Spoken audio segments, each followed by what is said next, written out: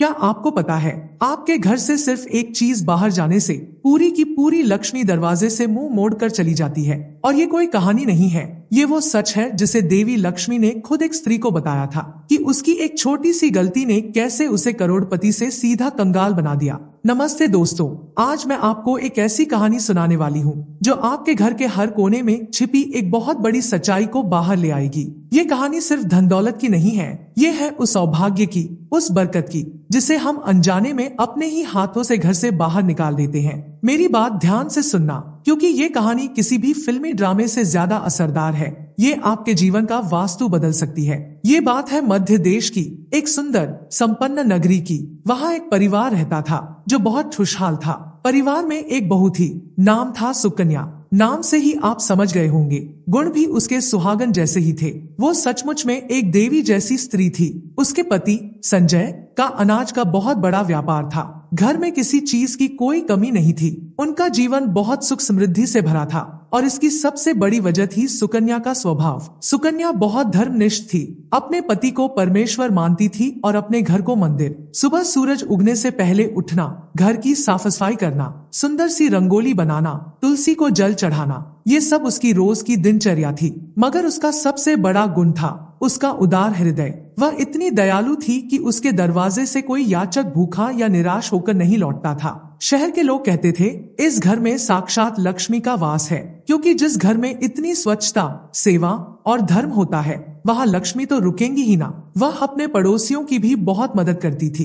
किसी को अनाज चाहिए, किसी को कुछ और, वह बिना सोचे समझे सब दे देती थी। एक दिन सुकन्या के घर उसकी एक पड़ोसन आई। वो बहुत परेशान लग रही थी। उसने कहा, बहन सुकन्या, मेरे घर आज बहुत मेहमान आ रहे हैं और मेरे पास रोटी बनाने के लिए चकला बेलन और तवा नहीं है। क्या तुम मुझे थोड़ी देर के लिए अपना चकला बेलन दे सकती हो? काम होते ही लौटा दूंगी। अब सुकन्या का दिल तो मोम जैसा था। उसे लगा, एक छोटी सी चीज देने में क्या हर्ज है। उसने तुरंत अपनी रसोई से चकला बेलन और तवा निकाल कर दे दिया। पड़ोसन खुश होकर चली गई और सुकन्या भी अपने काम में लग गई। थोड़ी देर बाद एक और पड़ोसन आई। उसने कहा, सुकन्या बहन, आज घर में बहुत गंदगी हो गई है, पर मेरे पास साफ करने के लिए झाड़ू नहीं है। क्या तुम अपनी झाड़ू मुझे दे दोगी? मैं बस साफ करके अभी लौटा देती हूँ। सुकन्या ने हंसते हुए कहा, बस इतनी सी बात? हाँ, क्यों नहीं। और उसने बिना किसी हिचक के अपनी झाड़ू भी उसे दे दी। शाम होते होते एक तीसरी स्त्री सुकन्या के पास आई। वह बहुत चिंता में थी। उसने बताया कि उसकी बेटी को देखने के लिए लड़के वाले आ रहे हैं,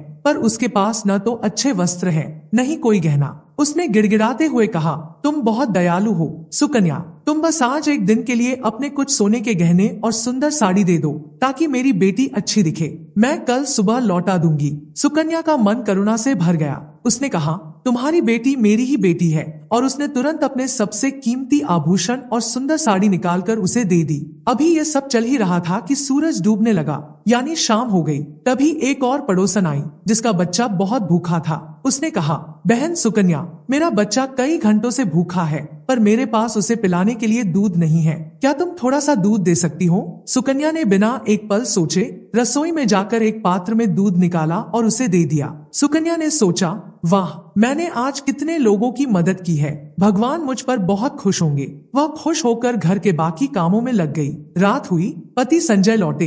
दोनों ने खुशी से भोजन किया और सो गए। लेकिन दोस्तों, अगले दिन सुबह जो हुआ, उसने सुकन्या की दुनिया हिला दी। जैसे ही संजय और सुकन्या नींद से जागे, एक पड़ोसी भागता हुआ आया और हाफते हुए बोला, अनर्थ हो गया संजय भाई, कल रात किसी ने आपकी पूरी दुकान लूट ली है। सारा माल, सारा धन, सब गायब। संजय तुरंत दुकान की ओर भागा। वहाँ का हाल देखकर उसके पैरों तले जमीन खिसक गई। सारा माल गायब था, तिजोरियां टूटी थी। वह हताश होकर घर लौटा। सुकन्या ने हिम्मत बांधी और कहा, जी आप चिंता मत करिए, हमारे घर में जो थोड़ा बहुत धन रखा है, उससे हम फिर से व्यापार शुरू कर लेंगे। वह घर की तिजोरी की तरफ गई और जैसे ही उसने ताला खोला, तिजोरी पूरी तरह टाली थी। न एक सिक्का, न कोई गहना, न कोई मूल्यवान वस्तु। सुकन्या को लगा जैसे किसी ने उसका दिल मुट्ठी में भींच लिया हो। वह हताश मौन खड़ी रह गई। संजय ने देखा और उसका क्रोध 7वें आसमान पर पहुंच गया। वह चिल्लाया, क्या हुआ? हमारा सारा धन कहाँ गया? ये घर तो बंद था, किसने चुराया? सुकन्या रोते हुए बोली, मुझे नहीं पता स्वामी, पर कल मैंने अपने गहने पड़ोसन को दिए थे, शायद मैं अभी उनसे वापस लेकर आती हूँ। वह दौड़कर पड़ोसन के घर पहुंची, पर वहाँ दरवाजा खुला था, घर सूना पड़ा था। पड़ोसियों ने बताया कि वह स्त्री तो रात में ही गांव छोड़कर भाग गई। संजय को जब यह बात पता चली तो उसका गुस्सा बेकाबू हो गया। उसने सुकन्या को जोर से धकेलते हुए कहा, यह सब तुम्हारे ही कर्मों का फल है। तुम्हारी ये दान देने की आदत, तुम्हारी मूर्खता, तुमने हमारे घर की लक्ष्मी को, हमारे सौभाग्य को खुद अपने हाथों से बाहर फेंक दिया। तुम अब इस घर में नहीं रह सकती। सास भी क्रोधित होकर बोली, हम तो पहले ही कहते थे, चकला बेलन, झाड़ू, गहने सब दूसरों को देती रहती है, तेरी वजह से हमारा कुल बर्बाद हो गया। सुकन्या गिड़गिड़ाती रही, रोती रही, पर किसी ने उसकी नहीं सुनी। पत्थर दिल पति ने उसे घर से बाहर निकाल दिया। टूटे हुए दिल से, डगमगाते कदमों से सुकन्या घर से निकल पड़ी। चलते चलते वह सीधे माँ लक्ष्मी के मंदिर पहुंची। वह देवी की मूर्ति के चरणों में गिर पड़ी और फूट फूट कर रोने लगी। हे माँ, मैंने रोज तुम्हारी पूजा की, दीप जलाए, फिर भी आपने मेरा घर क्यों त्याग दिया? मैंने ऐसा कौन सा पाप किया? उसका मन इतना निराश हो चुका था कि उसने आखिरी रास्ता चुना, अपने प्राण त्यागने का। वह रोते हुए नदी के किनारे पहुंची और आंखें बंद करके नदी में कूदने के लिए आगे बढ़ी। और तभी एक चमत्कार हुआ। चारों ओर एक दिव्य प्रकाश फैल गया। कमल की सुगंध से वातावरण भर गया और उसी तेजस्वी प्रकाश के बीच स्वयं माँ लक्ष्मी साक्षात प्रकट हुई। माँ लक्ष्मी ने कोमल पर दृढ़ स्वर में कहा, रुक जाओ सुकन्या, यह महापाप है। जीवन दुखों से भागने के लिए नहीं, बल्कि उनका सामना करने के लिए मिला है। सुकन्या कांपते हुए देवी के चरणों में गिर पड़ी। उसने कहा, माँ, मुझे क्षमा करें, मैं विवश हूँ। मेरे पति ने मेरा त्याग कर दिया है, मैं अपने पति के बिना जीवित नहीं रह सकती। तब माँ लक्ष्मी ने एक बहुत ही गंभीर और ज्ञान भरी बात कही, जिसे आपको ध्यान से सुनना चाहिए। माँ लक्ष्मी बोली, हे सुकन्या, यह सब तुम्हारी ही भूल के कारण हुआ है। तुमने अनजाने में कुछ ऐसी वस्तुएं दूसरों को दे दी, जिनके कारण मुझे तुम्हारा घर छोड़कर जाना पड़ा। ये वस्तुएं केवल घर का सामान नहीं है, ये मेरे निवास के प्रतीक है। सुकन्या ने आश्चर्य से पूछा, हे माँ, वे कौन सी वस्तुएं थी? मैंने तो बस दूसरों की मदद की थी। और तब माँ लक्ष्मी ने सुकन्या को और हम सबको उन 5 महाभूलों के बारे में बताया,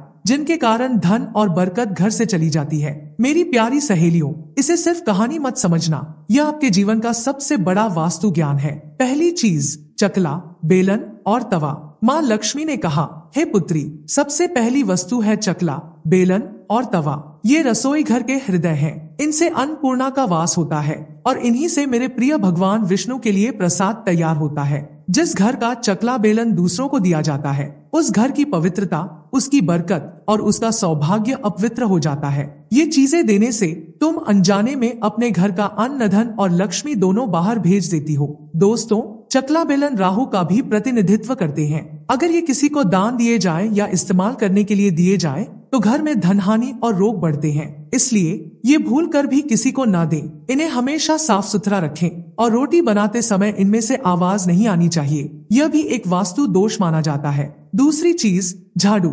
माँ लक्ष्मी बोली, दूसरी वस्तु है झाड़ू। है सुकन्या, झाड़ू मेरे लिए अत्यंत प्रिय और पूजनीय है, क्योंकि जहाँ स्वच्छता होती है वहीं मेरा स्थायी वास होता है। जब तुमने अपनी पड़ोसन को अपने घर की झाड़ू दे दी तो तुमने वह चीज दे दी जिसमें मैं स्वयं वास करती हूँ, इसीलिए मुझे तुम्हारा घर छोड़ना पड़ा। याद रखना दोस्तों, झाड़ू को हमेशा छिपा कर रखना चाहिए। यह लक्ष्मी का प्रतीक है। इसे पैर नहीं लगाना चाहिए, न ही इसे घर के मुख्य द्वार पर रखना चाहिए। और भूल कर भी अपनी पुरानी या नई झाड़ू किसी को दान या इस्तेमाल के लिए मत देना। ऐसा करने से घर में दरिद्रता तेजी से आती है और घर की समृद्धि कम होने लगती है। तीसरी चीज, स्त्री के आभूषण। माँ लक्ष्मी ने तीसरी वस्तु बताई, आभूषण। उन्होंने कहा, हे सुकन्या, आभूषण केवल श्रृंगार नहीं है, वे एक स्त्री के सौभाग्य, मंगल और प्रतिष्ठा का प्रतीक होते हैं। मैं स्वयं आभूषणों में वास करती हूँ। जब कोई विवाहित स्त्री अपने गहने किसी दूसरी स्त्री को पहनने के लिए देती है तो वह अनजाने में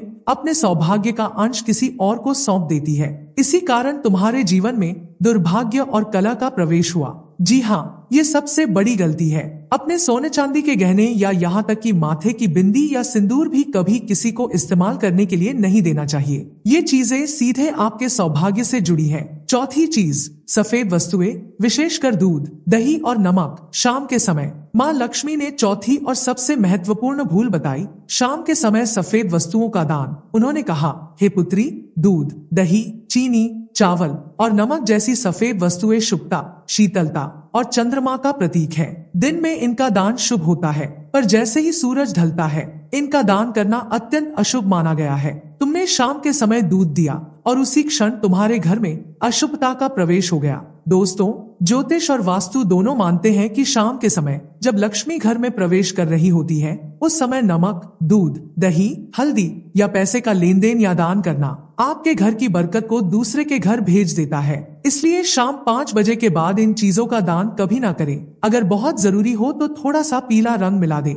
जैसे हल्दी। 5वीं चीज, इस्तेमाल किया हुआ तेल या कपड़े। माँ लक्ष्मी ने 5वीं चीज पर जोर दिया, जो सुकन्या की कहानी में नहीं थी, पर आज के समय में ये बहुत बड़ी भूल है जो अक्सर लोग करते हैं। वो है इस्तेमाल किया हुआ तेल या पुराना फटा कपड़ा। उन्होंने कहा, जिस घर में शनि की कृपा नहीं होती वहाँ धन ठहरता नहीं। तेल शनि से जुड़ा है और पुराने फटे कपड़े नकारात्मक ऊर्जा का भंडार होते हैं। इस्तेमाल किए हुए तेल का दान या प्रयोग और फटे पुराने कपड़ों का घर में होना या उन्हें किसी को ऐसे ही दे देना घर में दरिद्रता और बीमारियों को न्योता देता है। पुराने, फटे और इस्तेमाल किए हुए तेल को दान में देने से बचें, खासकर शनिवार को। अगर दान करना ही है तो नया और साफ तेल ही दें। माँ लक्ष्मी ने सुकन्या को यह अमूल्य ज्ञान दिया। सुकन्या की आंखों से अब पश्चाताप के आंसू नहीं, बल्कि ज्ञान और कृतज्ञता के आंसू बह रहे थे। उसने माँ लक्ष्मी के चरणों में सिर झुकाया और प्रण लिया कि वह अब ये गलतियां कभी नहीं करेगी। माँ लक्ष्मी मुस्कुराई और कहा,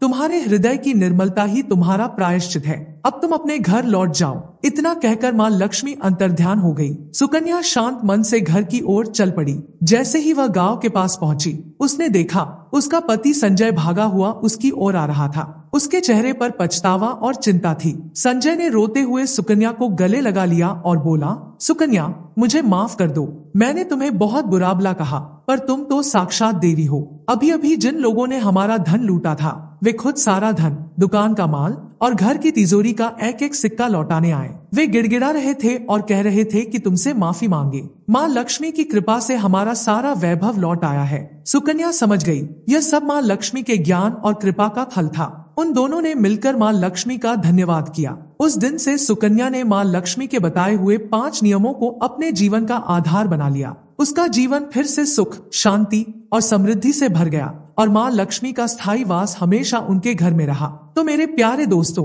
ये कहानी हमें यही सिखाती है कि माँ लक्ष्मी को केवल पूजा पाठ नहीं, बल्कि सूझबूझ और पवित्रता पसंद है। आपके घर में रखी हर वस्तु में एक सकारात्मक ऊर्जा होती है। अब आप सोचिए, क्या आपने कभी अनजाने में अपनी झाड़ू किसी को दी है? क्या आपने आज शाम दूध या नमक किसी को दिया है? क्या आप बिना सोचे समझे अपने गहने किसी को पहनने दे देती हैं? कमेंट बॉक्स में मुझे ईमानदारी से बताइए कि इन 5 चीजों में से कौन सी एक चीज आप आज से कभी किसी को नहीं देंगी। और हाँ, अगर आपको लगता है कि इस वीडियो में बताई गई ज्ञान की बातें सचमुच किसी के जीवन में बड़ा बदलाव ला सकती है, तो इस वीडियो को अपने सभी रिश्तेदारों, सहेलियों और पड़ोसियों के साथ तुरंत शेयर करिए, क्योंकि ज्ञान बांटने से ही बढ़ता है। अगर आप चाहते हैं कि आपके घर में धन की बरकत हमेशा बनी रहे और माँ लक्ष्मी का स्थायी वास हो, तो चैनल को सब्सक्राइब करके बेल आइकॉन दबाना मत भूलना, ताकि आपसे कोई भी शुभ उपाय छूट न जाए। जय माँ लक्ष्मी, आपका दिन शुभ हो।